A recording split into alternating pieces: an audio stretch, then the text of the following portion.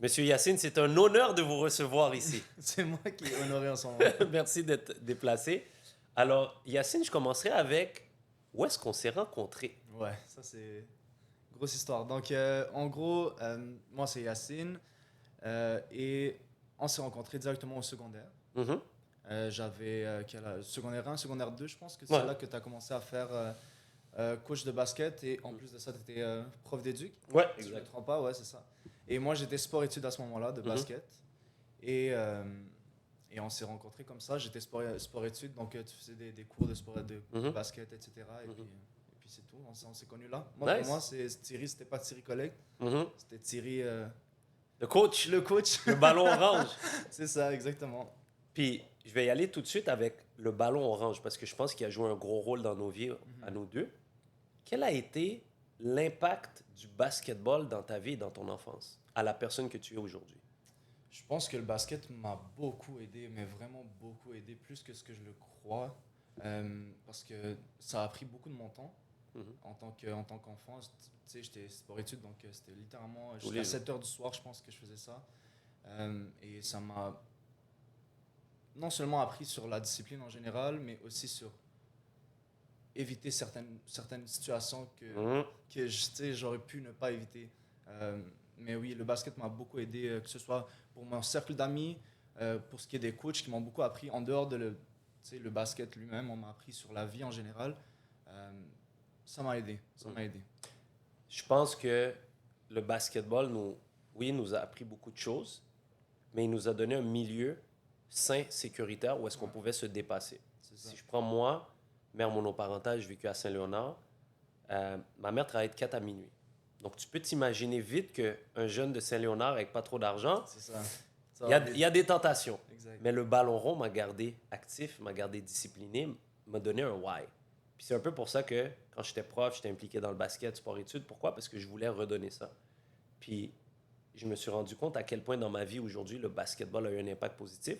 Je suis pas fan de tatou, mais j'ai un seul tatou sur mon Moi, j'en épaule. ai pas. Puis, puis c'était le basket. Pourquoi? Parce que il fallait que je laisse une trace visible pour moi, pas pour les autres, de l'impact que ça a eu. Puis c'est une main avec un basket qui est au-delà du ciel et des nuages. Pourquoi? Parce que I love the game so much and I want to give back. Puis je t'expliquais justement en pré-entrevue qu'il y avait un événement Basket Connect, c'est 2 jeunes courtiers de la communauté qui le fait. Puis j'étais là 5 jours, I had to support because basketball gave me so much. Fait que je suis content de voir que d'autres gars comme toi ont utilisé ce levier-là puis que c'est utile dans leur vie. Ouais. T'as quel âge, Yacine? J'ai 26 ans. 26 ans. Si on remonte à ton enfance, ton parcours, parce que je vais faire beaucoup de liens avec l'éducation, comme tu sais, c'est ce qui me passionne le plus, surtout avec l'école que je viens d'acheter au Mexique. Félicitations, by the way. Merci beaucoup. Pour toi, Yacine, ton enfance, tes parents, comment ça s'est passé, puis c'est quoi les valeurs fondamentales que tes parents t'ont laissées, qu'aujourd'hui, tu appliques et que tu transmets? Oh, moi, je te dirais la plus grosse valeur que j'ai appris, c'était le sacrifice. OK? Vraiment, le sacrifice, c'était vraiment quelque chose que quand j'imagine mes parents, j'imagine le sacrifice en général parce que j'ai pas grandi ici. Je suis pas né en Algérie. Je suis né en Algérie, moi. OK? Ouais. Et je suis né ici, j'avais 9 ans environ. Wow. Ouais, j'avais 9 ans, 10 ans. Mhm. Et, euh, et tu sais, le jeune moi comprenait pas pourquoi. Pourquoi le Canada? Je connaissais pas le Canada, puis je me disais pourquoi le Canada. Mais à force de grandir, tu comprends un peu. Mhm. Mais en gros, le sacrifice, ça a vraiment été quelque chose que j'ai vu chez mes parents, parce que c'était du monde qui étaient bien en Mhm. Algérie. Ils étaient pas dans une mauvaise situation financière ou Mhm. tout ça. Ma mère était médecin, mon père était agent immobilier. Mhm. Et, et ils étaient bien, mais ils se sont mis volontairement dans cette situation-là où ils se sont dit, tu sais quoi, pour le futur de mes enfants, je vais me mettre dans une situation qui est peut-être pas la meilleure des situations en ce moment, Mhm. mais pour le bien de plus tard, Wow. je vais le faire. Et c'est vraiment ça qui... quand je pense à mes parents, je pense au sacrifice. Je pense que tous ceux qui ont immigré, puis tu sais, je le vis en étant au Mexique là, la langue, la culture, le changement, Ouais, je lève mon chapeau à tous ceux qui ont fait ce sacrifice-là parce que, comme tu as dit, ils étaient dans une situation confortable. Volontairement, ils sont sortis de leur zone de confort. Pourquoi? Pour te donner la chance à toi. Je sais pas si tu as des sœurs ou des et frères. ma soeur, oui. Tu as une sœur, de vous donner un avenir meilleur. Puis c'est tout à leur honneur. Donc, comment est-ce que ce sacrifice-là que tu as reçu et que tu as vu de tes parents, tu l'appliques toi aujourd'hui? Moi, ben oui, c'est ça le truc, c'est que ça fait de moi, en fait, quelqu'un qui... Ça devient comme mon main way of life. Désolé pour l'anglicisme, mais en gros, mais vraiment, ça fait partie de ma philosophie de vie en général. Je trouve que le sacrifice t'aide en général et fait de toi quelqu'un de meilleur, mais aussi, ça t'aide aussi en général pour atteindre tes objectifs. Et je vais m'expliquer. En gros, si tu sacrifies pour ton objectif, ça te donne littéralement, le plus tu sacrifies, le plus de chances que tu vas réussir ton objectif. Et la raison pourquoi, c'est parce que une fois que tu sacrifies, tu es dans un point de non-retour. Tu te regardes derrière et tu te dis, OK, j'ai sacrifié ça. Est-ce que ça vaut vraiment le coup que j'abandonne maintenant? Pas vraiment. C'est vraiment ça qui m'a... En général, je trouve que le sacrifice, c'est comme un boost de plus. Le plus tu sacrifies pour ton but et le plus que tu vas réussir, je trouve. OK. Puis serais-tu capable de me nommer un exemple justement dans ton enfance où est-ce que tu as appliqué le sacrifice? Où est-ce que tu avais des choix à faire et tu as choisi volontairement le sacrifice? Y a-tu un defining moment que tu pourrais nous partager? Dans ma jeunesse jeune ou Jeune ado. jeune ado? Ouais. Sacrifice, ça c'est une bonne question. Je te dirais, le basket en général, je trouve que c'est un sacrifice en général parce qu'il y a plusieurs... tu sais, ton coach, il t'apprend que, OK, si tu veux gagner, si tu veux devenir meilleur, il faut sacrifier, il faut mettre les efforts. Maintenant, c'est peut-être pas le meilleur sentiment que tu vas sentir en ce moment, mais le fait de sacrifier ça, ça va t'aider pour plus tard et plus tard, tu vas te sentir mieux. C'est un sentiment d'accomplissement que tu vas avoir plus tard, tu vois. Si je pourrais t'aider peut-être avec ça, mettons, moi, comment que je le vois d'un œil externe pour t'avoir vu évoluer au secondaire. Quand tu jouais en secondaire 1-2, tu n'étais pas un joueur d'impact. Non. Right? Pourtant, rendu en secondaire 5, il y avait combien dans ton temps? 3 juvéniles, je pense déjà? Ouais. Ou il y en avait 2? Je pense qu'il y en avait, ou c'était la première année à 3. En tout cas, bref. Tu parles de quoi? Des joueurs?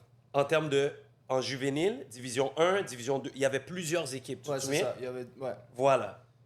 Yacine, secondaire 1-2, tu le regardes là, tu t'imagines pas qu'il sera en division 1. Ouais, c'est ça. Et pourtant, l'effort, les sacrifices, les workouts, les extras que tu as fait, tu étais rendu un joueur d'impact en secondaire 5. Fait que je pense que un des exemples de sacrifice, c'est ça. C'est que tu t'es donné, tu es sorti de ta zone de confort, tu as travaillé sans arrêt dans le but de donner la meilleure version de toi.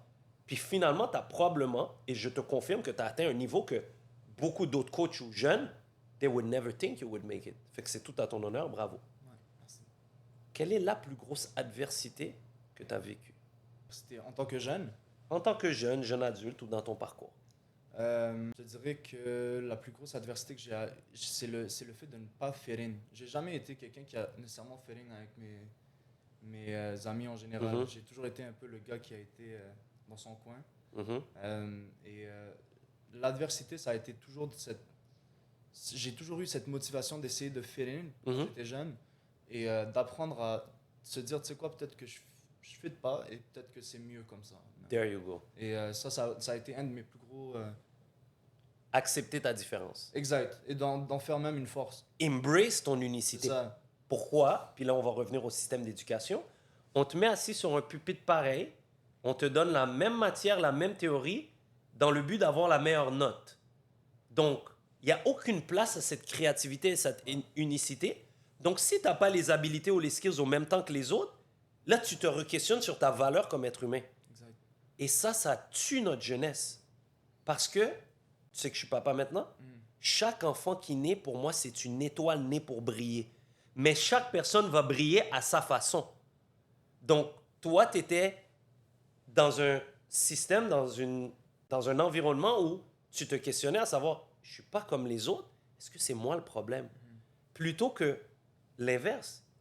Je suis la solution, je suis la force, et c'est cette unicité-là qui fait en sorte que tu es la personne que tu es. Exact. Ouais, non, c'était vraiment la plus grosse adversité, je te dirais. Là. Surtout en tant qu'immigrant, tu arrives là, puis Ben oui. il y avait des concepts que je comprenais pas. Là, c'est le concept de la stature. Ça, c'était pas quelque chose qu'il y avait en Algérie, tu vois. Des trucs où tu arrives à l'école et puis on te dit « Ah, c'est-tu des vrais? » Tu vois. Ça n'existait pas. Nous, des brands, des Nike, des Vans, c'est pas ça qui faisait de toi qu'est-ce que tu es. En Algérie, en tout cas. 100%. Mais tu arrives ici, puis là, c'est comme. Mhm, C'est un peu différent. Tu te demandes des questions, tu te poses un peu mhm. des questions et tu questionnes surtout parce que c'est différent pour toi. Tu n'es pas né dedans. Ouais. Donc tu te demandes pourquoi le monde valorise ces choses-là. Est-ce que c'est Mhm. vraiment quelque chose qui fait Mhm. quelqu'un de toi d'avoir un chandail d'un certain Mhm. brand ou peu importe? Mhm. Mais en tout cas, Non, non, c'est un bel apprentissage. Puis je pense que c'est ça. On a une société qui a mis beaucoup d'accent sur justement le matériel, la comparaison, surtout en Amérique du Nord, Mhm. la surconsommation, Ouais. le dernier chose, le dernier. Puis tu sais, si je prends au basket, c'est pas parce que tu as les derniers LeBron que tu vas scorer plus. C'est ça le truc. Tu comprends ce que je veux dire? Mais bizarrement, quand le gars il arrive avec les new shoes, on dirait qu'il y a une certaine confiance qui vient avec. Fait que là, toi qui les as pas, mais qui a peut-être les habiletés, là, tu te questionnes. Puis tout ça, dans le fond, c'est du vent. Ouais, Parce que notre vraie force, elle est à l'intérieur de nous. exact. Donc, Yacine, tu as eu une enfance, justement, tu as eu tes parents, vous avez immigré, tu as joué au basket, etc. Aujourd'hui, Yacine, il fait quoi? Aujourd'hui, Yacine, il fait plusieurs choses. Vas-y. En ce moment, je travaille, ben, j'ai un emploi comme tous les autres. Mhm. Mais aussi, je suis propriétaire. Oh! Ouais, ça, c'est, On va toucher la collecte tantôt, t'inquiète. Exact. Donc, propriétaire de 2 immeubles pour l'instant. Et aussi, j'ai commencé une compagnie aussi de location de voitures. Wow! Ouais. Incroyable. Donc, tu as ton emploi, tu collectes en immobilier, tu collectes les voitures. Ouais. Impressionnant. Qu'est-ce qui t'a amené à aller vers justement l'entrepreneuriat, la business, l'immobilier? Qu'est-ce qui est venu te chercher? Comment c'est venu? En fait, je pense pas que c'est venu. Je pense que ça a toujours été en dedans de moi en général parce que l'entrepreneuriat, je te dirais que c'est quelque chose que je trouve que tout le monde peut être entrepreneur, mais vraiment tout le monde parce que c'est en dedans d'eux. Être un entrepreneur, c'est juste régler des problèmes et avancer et devenir meilleur en général. Mhm, Euh, donc, pourquoi j'ai décidé de faire l'entrepreneuriat? Parce que quand j'avais 15 ans, je pense, Mhm. secondaire 5, mhm. il y a le monde qui vient te voir pour choisir qu'est-ce que tu veux faire plus tard. Tu vois, ils te disent, ah, c'est quoi que tu décides de faire pendant 40 ans de ta vie? Et tu te dis, ok, je sais pas. Et la plupart, tu sais, je regarde autour, mes amis, tout le monde, ils sont comme, je sais pas. Est-ce que, ah, j'ai choisi ça, ok, pourquoi tu as choisi? On m'a dit de choisir, j'ai choisi ça. Donc, entrepreneur, je trouve que c'est vraiment quelque chose qui doit être. Je pense que c'est quelque chose qui est naturel pour la plupart des Mhm. communs mortels. Et je trouve que c'est quelque chose qui est maintenant vu comme. Tu sais, il y a comme un stigma derrière de Ouais. ah, t'es entrepreneur, t'es sûr, tu veux être Mhm. entrepreneur, tu vois. Ouais. C'est pas quelque chose qui est comme ah, tu veux être médecin, nice, tu vois. Ah oui. Tu sais, c'est pas la même chose. Vraiment pas. Et, je trouve que ce qui m'a fait décider ça, c'est le fait de dire, tu sais, pendant 40 ans de ma vie, peut-être que je vais pas être la même personne après 5 ans, 10 ans. Mhm. Pourquoi je dois choisir une chose et me mettre dans cette case-là et rester dans cette case-là pendant 40 ans? C'est fou, hein, ce qu'on nous a vendu, cette sécurité-là. C'est ça, c'est une sécurité, mais c'est pas une sécurité. Qu'est-ce que tu risques? C'est ça que tu dois te poser la question. Tu sais, on ne sait pas ce qu'on ne sait pas. Ça, Exact. c'est la réalité. Ouais. Donc, je parlais tantôt, c'est quoi le coût de l'inaction? Le coût de ne rien faire. On a beaucoup de peur. On a peur de l'inconnu. On a peur de l'échec. Rappelle-toi, au primaire, tu lèves ta main. Tu n'as pas la bonne réponse. Oh my God, j'ai pas eu la bonne réponse. J'ai un rouge sur ma feuille. Les autres, la perception. Donc, tous ces concepts-là viennent à amener aux gens que, justement, ils arrivent en secondaire 5, on leur dit de choisir. Médecin, avocat, notaire. On sait nos parents qui ont immigré, c'est ça qu'ils aiment. Papa. Mais on n'a jamais pris le temps de faire l'introspection sur qui nous sommes pour faire ces choix-là. Et là, on te force à choisir, mais dans le fond, tu ne te connais même pas. Exact. Fait comment tu peux prendre un choix éclairé si tu ne te connais pas? Donc, je pense que ta voix intérieure, tu as fini par l'écouter, c'est ce qui t'a amené à aller vers l'entrepreneuriat. On va aller au prochain chapitre, comme on peut l'appeler, ou segment. Payer ou collecter le choix d'une vie. Yacine, j'aimerais écrire un livre. Oui, acheter une école, c'est bien. Je veux vraiment avoir un impact qui me dépasse sur cette planète. J'ai commencé comme prof en utilisant le basket comme outil et levier. Puis finalement, je me suis rendu compte que l'usine ne voulait pas le changement. Donc pour moi, l'immobilier a toujours été le véhicule et jamais la finalité. Mais je reviens toujours à la base où quand je voyais ma mère qui payait le loyer, qui travaillait 4 heures à minuit, minuit à 8, puis qui ne pouvait même pas se payer le saumon à l'Intermarché, je me suis dit, mais pourquoi on ne m'a pas appris plus jeune à collecter? Puis je dis pas que tout le monde doit le faire, mais pourquoi tu ne me l'as pas montré? Donc pour moi, payer ou collecter le choix d'une vie, c'est vraiment un mantra important. Donc, quand je te dis à toi, Yacine, payer ou collecter le choix d'une vie, qu'est-ce que ça résonne pour toi? Je trouve que c'est un mindset. C'est vraiment une façon de vivre, en fait. C'est payer ou collecter, payer, ça veut dire plusieurs choses. Collecter, ça veut dire plusieurs choses aussi. Mhm. C'est pas juste dans l'immobilier en général, Oh c'est oui. plus une éducation financière, c'est un Mhm. mindset financier. Euh, et pour moi, payer, c'est plusieurs choses. C'est soit essayer de faire in, comme on avait dit, Mhm. parce que ça aussi, il y a du monde qui paye pour faire ça. Quand on y 100%. pense, tu sais, la plupart des choses qui s'achètent, c'est juste pour les autres, Ouais. c'est pas pour toi. Tu peux aussi payer avec ton temps aussi, Mhm. d'une certaine façon. Donc, que ce soit essayer de littéralement avoir une vie où tu n'es pas rendu en ce moment, mais tu dois le faire juste pour montrer aux autres que tu es déjà là. Tu vois, Mhm. ça, c'est une autre chose aussi. Ouais. Il y a aussi payer en général dans l'immobilier, donc Mhm. juste payer les loyers, Mhm. essayer de gaspiller autant que tu fais. Mhm. Ça, c'est une chose aussi qui te laisse toujours dans le même niveau. Le rat race. C'est ça, le rat race en général. Tu sais, j'augmente, j'ai une promotion. Ben, dès que j'ai une promotion, Je ben, dépense plus. je promote mon lifestyle aussi. Tu sais, le monde, ils font ça. Ça aussi, c'est une façon de payer aussi. Mhm. Et ils payent cher, ils payent leur temps, ils payent leur progrès. Euh, et je te dirais, pour collecter, c'est un peu le contraire. C'est aller contre les normes sociétales Mhm. et se dire, tu sais quoi, tu sais, peut-être que maintenant, tu vas me voir d'une certaine façon, mais je m'en fous. Mhm. Tu sais, je vais avancer et je vais essayer d'utiliser ce que j'ai fait comme progrès pour Mhm. m'aider à avancer encore plus et me propulser pour Mhm. aller plus loin. C'est un très beau mindset, puis je pense que tu as bien compris le concept. Tu vois, moi, des fois, quand j'en parle, puis je suis content que tu le nommes, que c'est au-delà de l'immobilier, si je prends l'agriculteur laboure sa terre, il sème ses graines. Ouais. Il n'a pas le choix de le faire dans le but qu'à un moment donné, il y a quelque chose qui pousse. Ouais. Et là, il y a des circonstances externes. Y a-tu de la pluie? Y a-tu des bibites? Y a-tu... Mais il doit care, il doit donner de l'amour pour éventuellement collecter quelque chose. Ouais. Fait qu'aujourd'hui, il paye de son temps, Mhm. mais c'est dans le but de quelque chose de plus grand. Donc pour moi, payer ou collecter, il y a plusieurs sens, mais je pense que tu as touché quelque chose d'intéressant. Maintenant, Yacine, si on revient à l'immobilier, parle-moi de Yacine quand il m'a approché pour collecter. Premièrement, pourquoi tu m'as approché? Ouais. Puis pourquoi l'immobilier dans ta vie? Alors, à ce moment-là, j'avais quoi? J'avais 23 ans, 23 ans Mhm. environ. 23 ans, Yacine, il travaillait en tant que sécurité. Mhm. Ouais, Il avait 2 emplois. ouais. Et il faisait juste travailler parce que c'est ça qu'on lui avait montré, c'est tu dois travailler si tu veux te faire de l'argent, donc tu travailles. Ouais, échanger son temps pour de l'argent. Exact.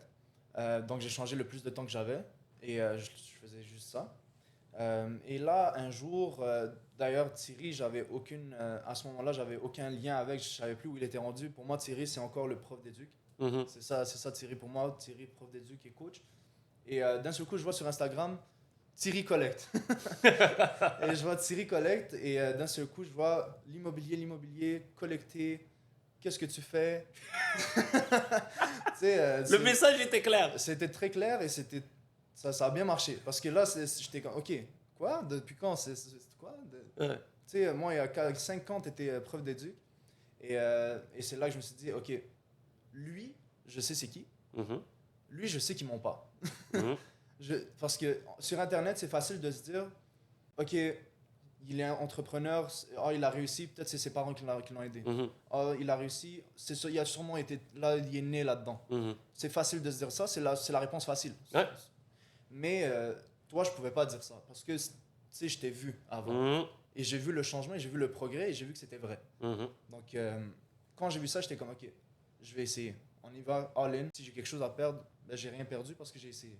Donc, Nice. j'ai vraiment, je me suis dit, ok, let's go. J'ai commenté, je pense que c'était un lien sur ta bio, Ouais. un truc comme ça. Je suis parti et puis j'ai dit, je veux une session et puis Nice. ça a commencé de là. Puis parle-moi de toi, Yacine, au début, quand tu as dit, OK, j'aimerais acheter mon premier immeuble, je veux commencer à collecter des loyers.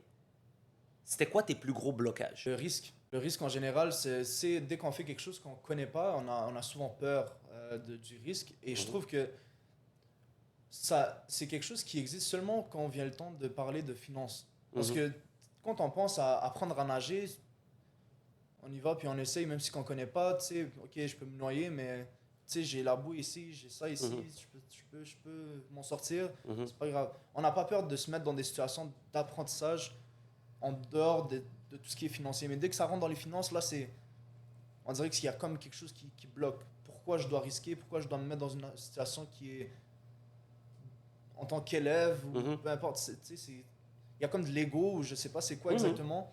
Mais il y a un gros blocage quand vient le temps des finances en général. On s'empêche de se mettre dans des situations d'apprentissage.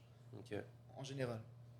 Parce que je pense que les hommes, peut-être qu'on a été conditionnés ou drillés de cette façon-là, on doit être capable de faire tout seul. Exact, ouais. Puis on n'a pas besoin des autres. Puis moi, puis cet ego-là. Mais toi, tu as décidé de dire, tu sais quoi, pourquoi pas être accompagné d'une personne qui a déjà fait ce que je veux faire, puis que justement, il va pouvoir me guider et me montrer le chemin. Parce que tu peux aller défricher la forêt tout seul, mais on s'entend que si la trail est déjà faite, pour te rendre où tu veux aller, c'est peut-être un peu plus simple. Puis je pense qu'un des éléments aussi que tu as nommé, c'est le lien de confiance. Sachant que tu me connaissais à l'extérieur de l'immobilier, ben, tu savais qui j'étais comme personne, mes valeurs, d'où je venais, donc tu savais qu'il y avait un fit. Puis, tu avais, oui, la barrière du qu'est-ce que je fais, comment je le fais, etc., le risque. Qu'est-ce que tu dirais par rapport au concept de clarté? Est-ce que tu penses qu'au début, quand tu m'as approché, c'était clair ce que tu devais faire? C'était gris, c'était complètement gris. Je connaissais rien de rien. Même, je te dirais que c'est ça qui m'a beaucoup aidé, en fait, c'est que tu m'as aidé à poser les bonnes questions. Tu m'as pas juste dit, OK, il faut faire ça. Tu es venu et tu m'as dit, qu'est-ce que tu veux faire? Pourquoi? Et c'était vraiment déconstruire ma façon de penser pour après ça la reconstruire d'une bonne manière pour la réussite en général. 100%. Et je trouve que c'est ça qui a vraiment changé les choses en général dans mon mindset. Le plus gros défi d'un investisseur qui débute, Yacine, c'est le suivant. Il manque de clarté. C'est pas une question de deal, d'apprendre à calculer. Non. Ils n'ont pas un objectif clair, spécifique, mesurable, atteignable dans le temps, aligné dans un plan et des actions. Donc, pour moi, le plus important, c'est pas de vendre ma formation, mon mentorat, whatever. C'est de savoir comment est-ce que je peux t'aider, Yacine?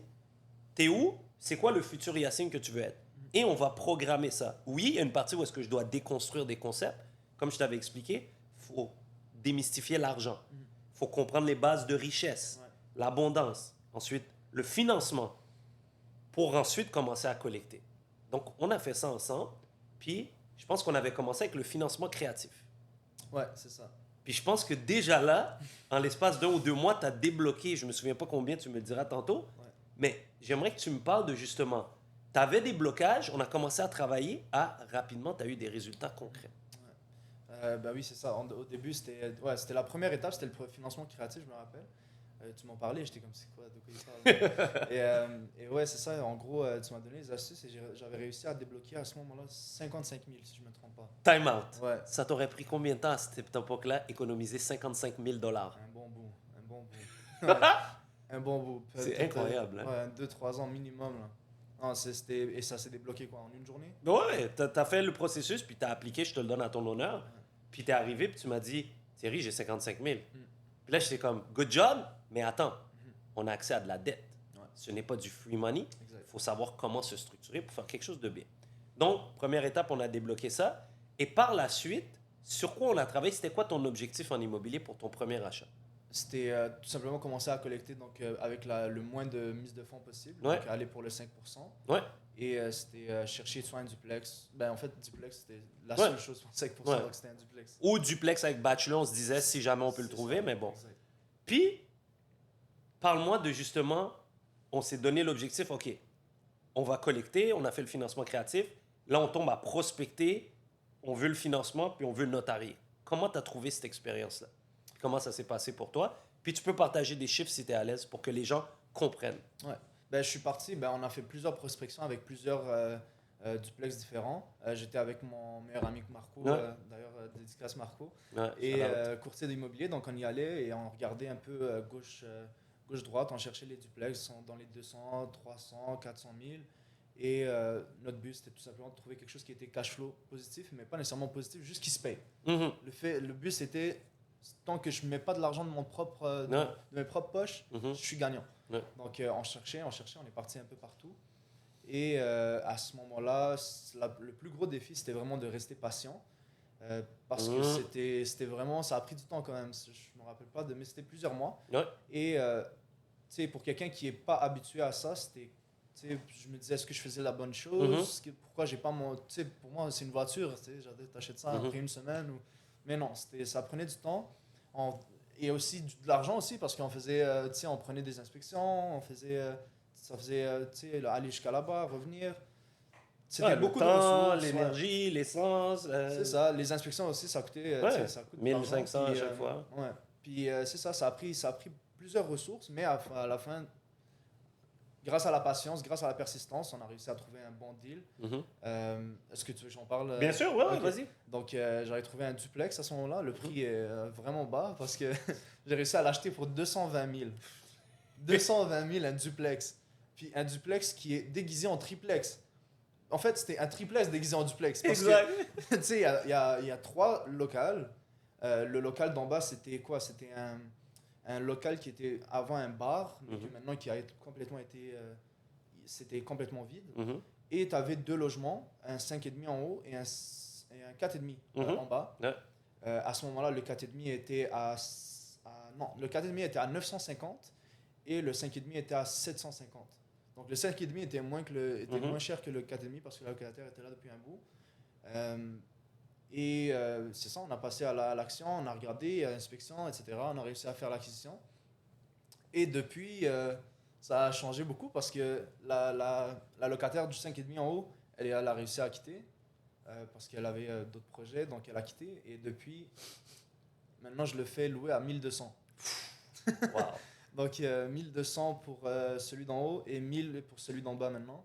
Donc il y a une grosse différence quand même. Là. Puis le cash flow en tant que tel, il a changé, mais j'imagine même pas la plus-value de combien j'ai fait. Ouais, c'est incroyable. J'ai pas regardé, mais j'imagine j'en ai C'est fait, sûr que tu quoi. peux regarder des comparables, voir. On s'entend que dans le 4 logements et moins, c'est quand même basé sur les comparables vendus. Donc, C'est ça. le revenu, oui, mais c'est plus dans le multilogement. Mais Ouais. quand même, l'exploit que tu as réalisé puis que tu n'étais pas conscient, je suis comme, Yacine, tu as acheté un duplex avec 5% de mise de fonds, cash on cash positif. C'est un exploit. Très peu de gens arrivent à faire ça.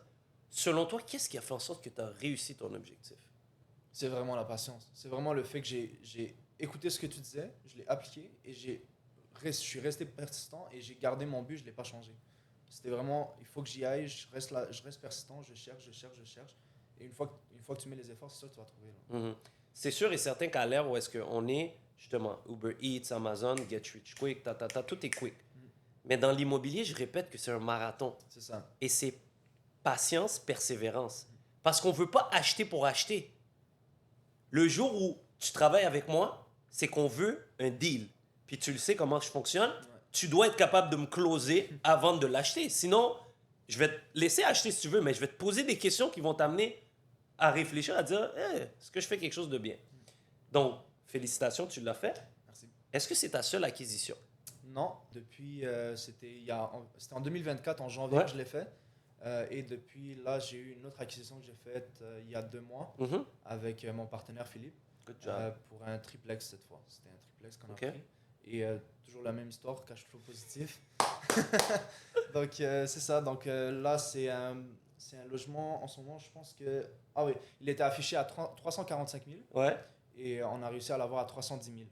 Wow. Donc quand même une grosse négociation.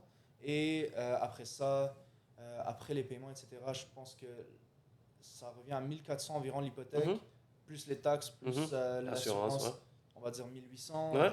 Et avec les loyers, on collecte environ 3200. Ouais. Wow. Qu'est-ce qui, selon toi, fait en sorte que toi, Yacine, 26 ans, tu es capable de faire 2 transactions comme ça? Mais tout ce que j'entends, moi, c'est trop cher, il n'y a pas de deal sur le marché, il n'y a pas d'argent. Qu'est-ce que tu dirais à un jeune qui peut-être n'a pas un bon crédit live, n'a pas une grosse job, non, mais il aimerait ça changer son parcours puis faire différent? Qu'est-ce que tu lui dirais? Je lui dirais, moi, ça c'est une phrase que j'aime beaucoup. Ton premier pas va peut-être pas t'amener où tu veux aller, mais ça va te sortir de où tu es. Wow. Aussi simple que ça. Could you repeat that again? C'est vraiment fort. Ton premier pas va peut-être pas t'amener où tu veux aller exactement, mais il va te faire sortir de la situation où tu es. Wow. C'est fort, ça. C'est vraiment fort. Donc, il faut bouger. En gros, le progrès, ça commence maintenant, mais ça finit pas maintenant. Tu sais, c'est quelque chose que tu dois travailler dessus et il faut y aller étape par étape, mais faut pas penser que c'est trop loin parce que dès que tu as atteint une seule étape, tu n'es déjà plus la personne que tu étais avant. Parce que la personne d'avant n'avait pas cette étape-là d'acquérir. 100%. Tant qu'on pense à ce qu'on met et non pas à ce qu'on reçoit, tout change. Wow. C'est vraiment puissant ce que tu viens de dire. Puis je le vois dans toi.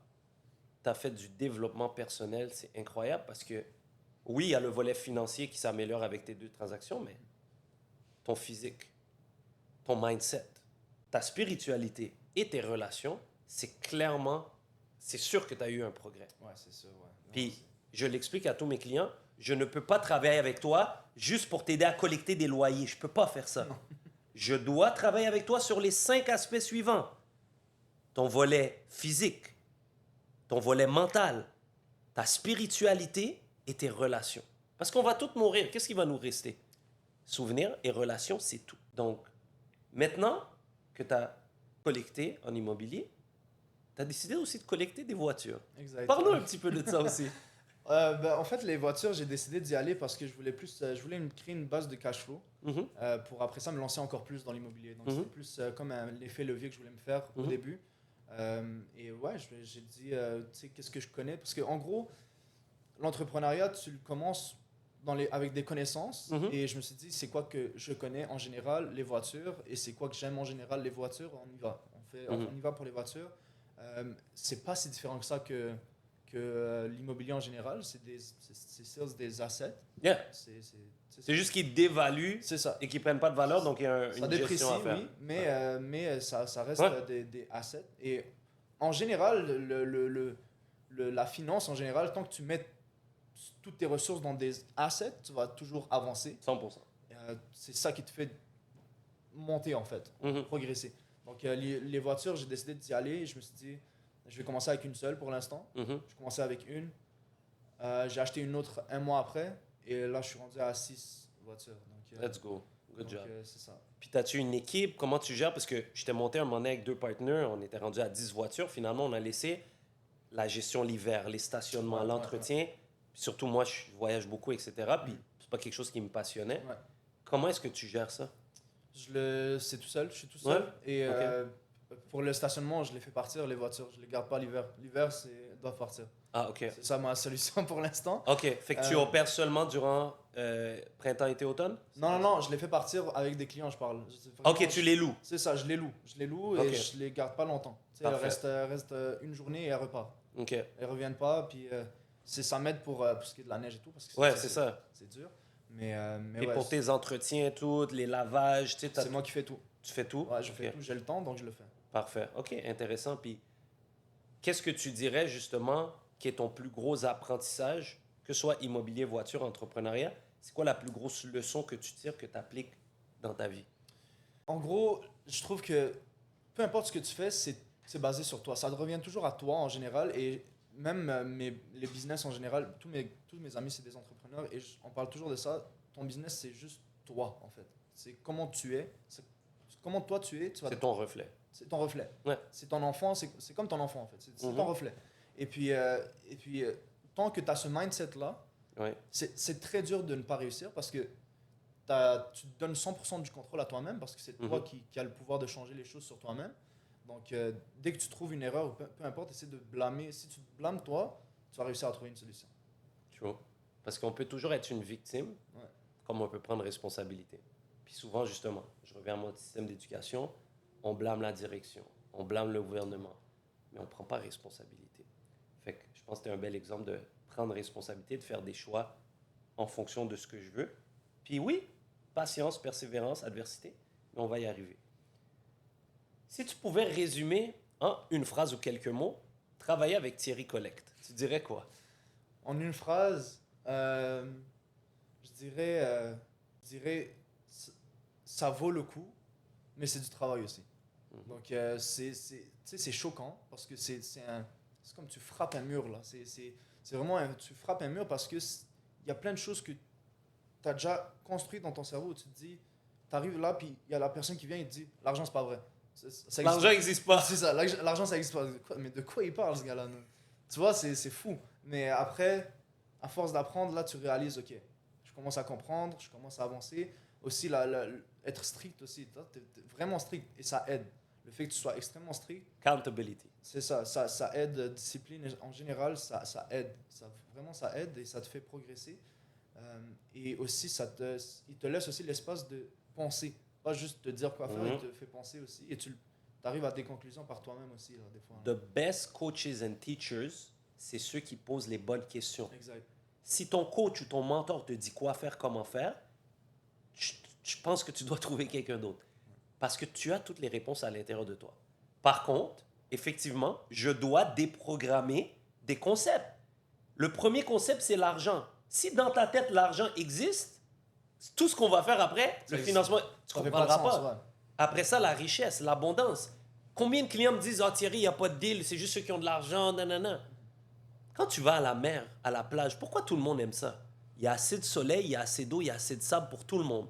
Mais quand on sort de la mer, on oublie ces concepts-là, puis là, on pense juste à notre petit nombril. Donc, il faut que tu sois basé sur un wealthy mindset. Ensuite, comprendre les bases du financement. On fait notre financement créatif. Et après, on commence à collecter. Mais c'est un process. Donc, maintenant, je te dirais, OK, qu'est-ce que tu dirais à quelqu'un qui regarde mon contenu, qui aurait peut-être le goût, mais il hésite? Tu lui dirais quoi? Je dirais arrête d'hésiter. En gros, il faudrait se poser la bonne question. Quand tu vois quelqu'un comme Thierry sur Internet, pose-toi les bonnes questions. Qu'est-ce que tu as à risquer? Est-ce que ce risque-là vaut le coup ou pas? Est-ce que si jamais ça ne marche pas, est-ce que c'est vraiment quelque chose qui va détruire ta vie? Pas vraiment. Et la plupart du temps, c'est ça le problème de la plupart du monde en général. On a trop peur de prendre du risque et on a trop peur d'aller dans quelque chose qu'on ne connaît pas. L'inconnu. Et ouais, dans l'inconnu. Donc, si j'ai un message, il faut risquer. Il faut y aller. Il faut essayer les choses qu'on ne connaît pas. Et il faut affronter l'inconnu. Simplement. Puis je pense que quand tu es supporté par quelqu'un qui l'a déjà fait, c'est beaucoup plus simple de justement... Extrêmement plus simple, ouais. De se lancer. Même, je dirais, parce que...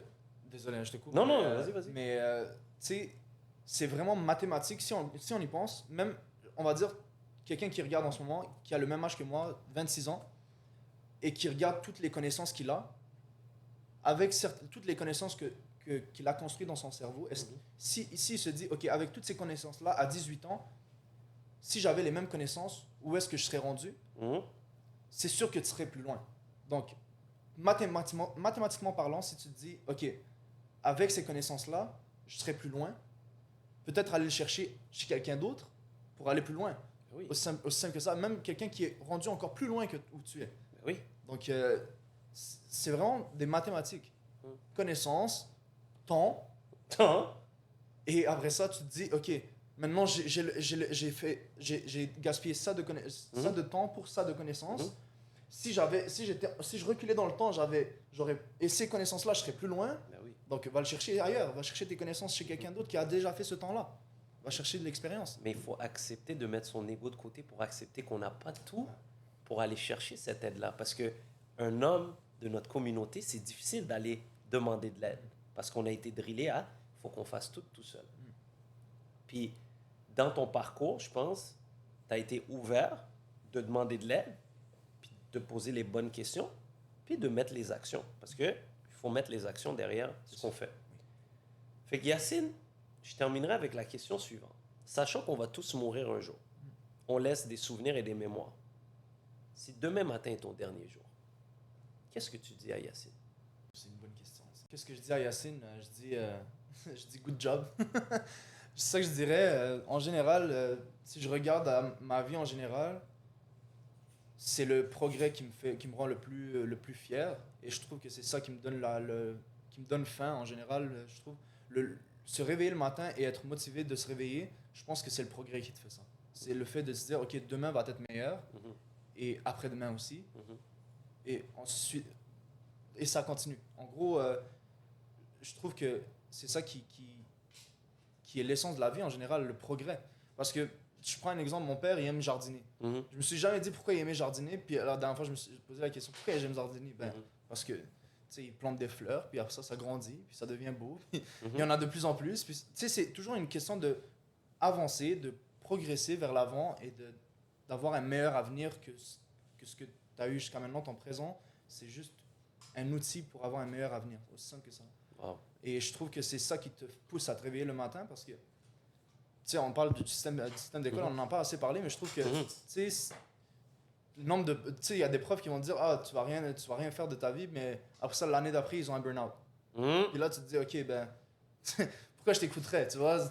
T'as eu un burn-out l'année d'après, tu sais, burn-out pour moi, c'est juste ne pas être satisfait avec ce que tu fais dans ta situation de vie. C'est juste ça pour moi. C'est pas nécessairement un temps d'effort ou faire trop d'efforts. Moi, je trouve que tu pourrais travailler tous les jours de ta vie.